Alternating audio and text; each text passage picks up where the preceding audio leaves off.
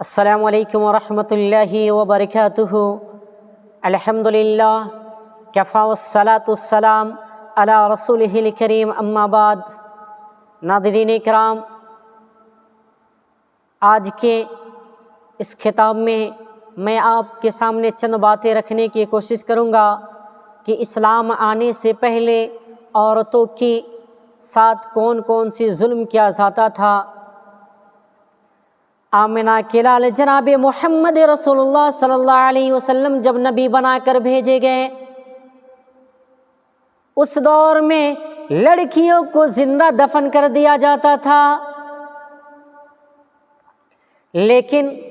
پیدا ہوتے ہوئے نہیں بلکہ 2-4 سال کھلانے پلانے کے بعد جب وہ بچی اپنے باپ کو پہچاننے لگتی، جب وہ بچی اپنی ماں کو پہچاننے لگتی، جب وہ بچی اپنی امی کو امی کہنے لگتی، جب وہ بچی اپنے باپ کو باپ کہنے لگتی، تب اس دور کے اس وقت کا ظالم باپ اپنے بچے کو زندہ دفن کرنے کے لیے تیار ہو جاتا اور اپنے بیوی کو حکم دیتا، کہتا کہ تم اس بچی کو تیار کر دو، میں اسے میلے میں لے جا رہا ہوں۔ ماں اچھی طریقے سے سمجھ جایا کرتی تھی کہ یہ میلہ صرف ایک بہانہ ہے، کہ اب یہ میرے بچی کو، میری لاڈلی کو زندہ دفن کرنے لے جا رہا ہے۔ ماں اپنے بچی کو دھلاتی جا رہی ہے، نہلاتی جا رہی ہے، دھلاتی جا رہی ہے اور روتی جا رہی ہے۔ 4 سال کی بچی کہتی ہے، اے میری پیاری ماں، آپ کیوں رو رہی ہے؟ میں ابو کے ساتھ میلے جا رہی ہوں اور شام کے وقت واپس آؤں گی اور آپ کے ساتھ بیٹھ کر دسترخوان پر کھانے کھاؤں گی۔ لیکن ماں کی ممتا کو دیکھو میرے پیارے ساتھیوں، ماں کہتی ہے کہ اے میری پیاری بیٹی، تجھے کیا معلوم کہ تیرا باپ تجھے جس میلے میں لے جا رہا ہے اس میلے سے تم کبھی واپس پلٹ کر نہیں آؤ گی۔ اور 4 سال کی بچے کو ظالم باپ اپنے ساتھ نئے کپڑے پہنا کر بیابان جنگل میں لے جاتا، اور معاشرہ دیکھیے انداز کیا ہوتا تھا، انداز طریقہ دیکھیے میرے بھائیوں۔ پہلے سے گاڑھا خون دیا جاتا تھا اور بچی کو وہاں پر لے جا کر کہا جاتا تھا کہ بچی اس گاڑھے کے اندر دیکھ، اس میں تمہاری ماں نظر آئے گی۔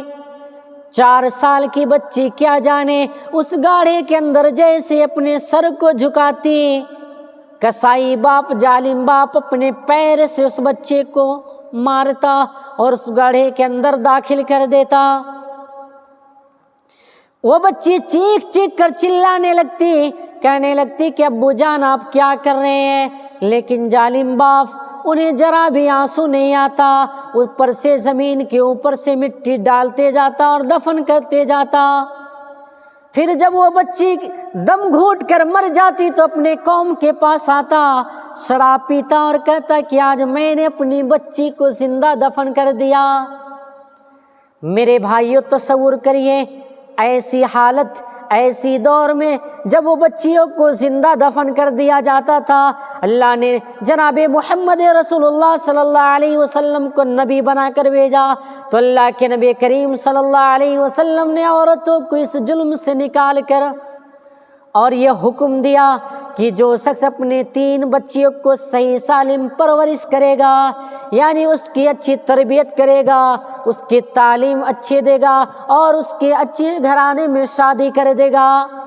تو قیامت کے روز وہ میری پڑوسی ہوگا۔ یہ اسلام آنے کے بعد ان عورتوں کو ان ظلم سے بچایا۔ لیکن آج کے کچھ گنڈے ممالک لوگ کہتے ہیں کہ اسلام دہشت گرد ہے۔ میرے بھائیوں، غور کرو زمانے جاہلیت میں کہ عورتوں کے ساتھ یہ کیا کیا ہوتا تھا۔